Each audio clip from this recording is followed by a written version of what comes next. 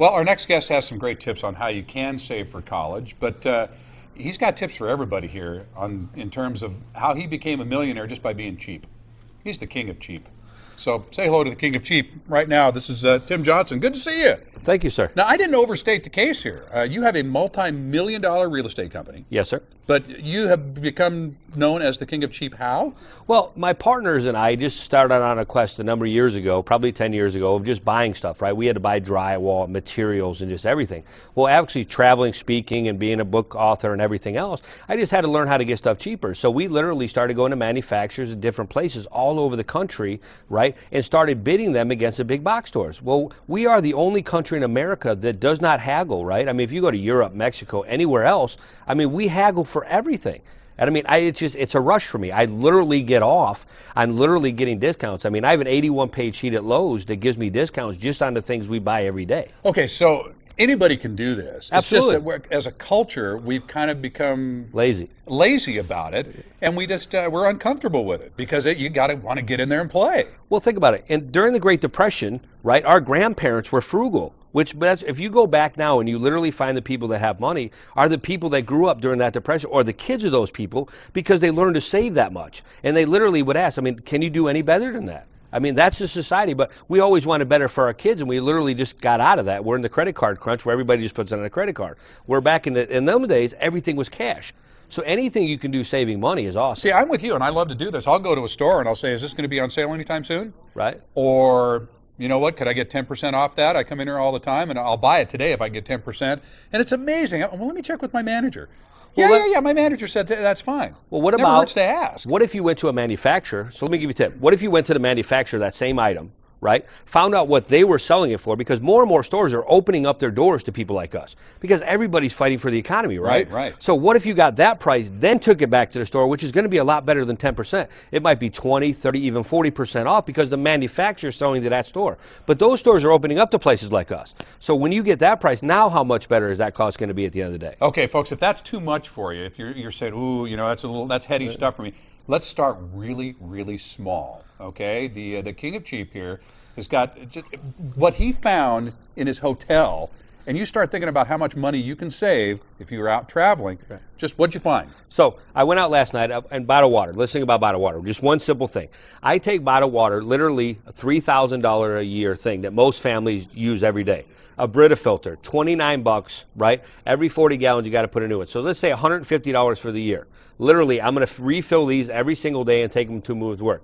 $3,000 savings at the end of the year. Do people spend that much money on water? Absolutely. And they don't realize it, do they? No, they have no clue. Because here's the thing. Everybody goes to 7-Eleven. They're at the convenience store. Now think about it. You go to the convenience store in the morning, go get your coffee and your water, and you do all that stuff. Then you're going to drink water all day, right? What if you just preliminary planning prevents piss poor performance, right? The 7 Ps. I like that. Plan a little bit. Take your water with you in a little lunch sack. Now, you're not stopping at the store for $10 or $20 a day. At the end of the year, that's a huge savings, right? That's just one thing. Okay, that's one thing. Okay, just the bottled water alone. So get the Brita filter and refill the water bottles. Right, and just take and your you're work still with getting you. You're getting great water. You just got to. Hey, $3,000 at the end of the year. Is that a great vacation for anybody? Okay, that's a trip. Okay, now you stay at hotels a lot, and Yep. and you're not ashamed of the fact that hey, they give away free stuff. I'm Free the king stuff of cheap, is good. right? So, hey, I have to write notes for, remember, we have a real estate business, so I always have to leave notes for my assistant and the people working in my office.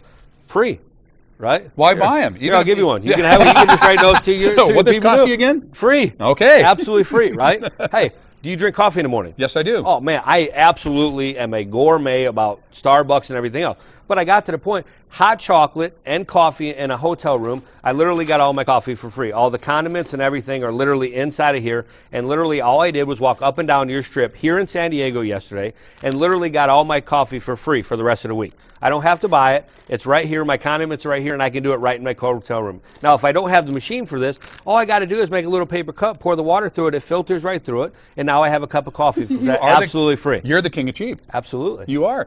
Hey, what about the book? So I wrote a book. A lot of my friends got with me and said, man, you absolutely have to write a book about the crazy things you do, right? So I said, all right. I wrote about a 400 and some page book. If you go to the website, kingofcheap.com, you can sign in and you can find it.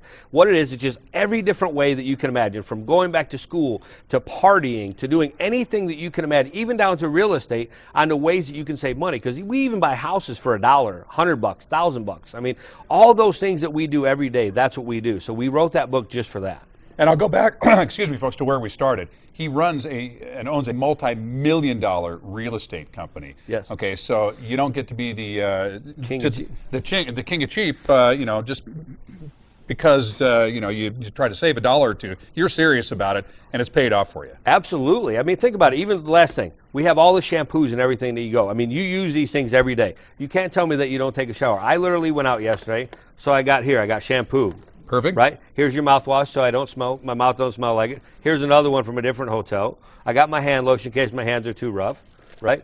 I even got a sewing kit in case one of my buttons on my suit falls off, so they even gave me that. Right? Hey, even got a bar of soap, so if they don't have one in a cheap hotel I go to. Right? And literally, hey, they even give you toothpaste. Right? That's a couple days. Expensive. Yeah, a couple absolutely. Days worth. The King of Cheap. All right, everybody. Get Tim's book. And start saving money today. There it is right there. How to Get Rich by Being Cheap by Tim Johnson. It's great to have you here. Thanks, Absolutely. man. Thank you, sir. Good to see you. Come back anytime. Absolutely. Okay, bring more gifts.